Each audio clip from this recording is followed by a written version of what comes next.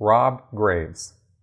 After all these years of ex-members coming forward with their own horror stories, I would like to know why the government has not stepped in to investigate this criminal organization. Do you have any insight into why and how they are still allowed to abuse its members?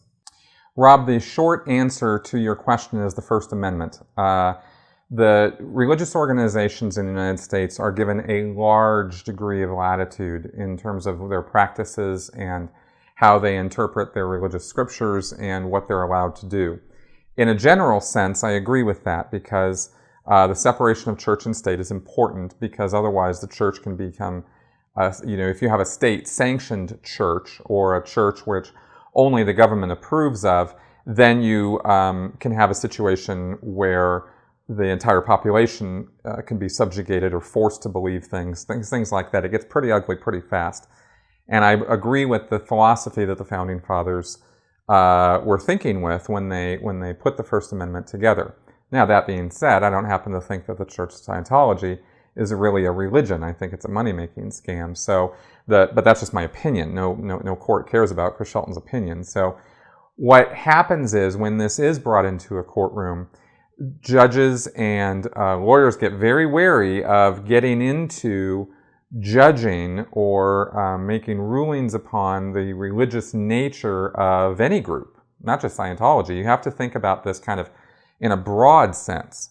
And Scientology has a lot of contracts, a lot of legal paperwork put together, and so far in the courts, when Scientologists, or ex-Scientologists have gone to court and said, we were forced labor, slave labor, human trafficking, the courts have looked at that and said, well, yeah, but you agreed to be a Scientologist. You agreed to be there. Nobody was putting a gun to your head to do these things. You were a Scientologist. And as a Scientologist, you were doing X, Y, and Z. So how can we now say after the fact that that was not, that's not religious practice?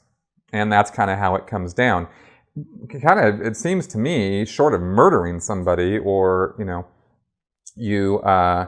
these guys have a lot of latitude, a lot of leeway. And no court has yet done, as far as I can tell, the due diligence necessary to really pierce the veil of why Scientology is not really a religion. That is a tough due diligence. That's a tough investigation to do, and that's why it's still the way that it is. So it's not good news, but I think that's the reason why that is that way. I don't think it has to stay that way. I think if real tangible evidence could come forward of these abuses, like, I don't know, video of Miscavige or Sea Org executives really beating on somebody or something like that, then I think a criminal case could be made, and I think that would then open the door to all kinds of good things.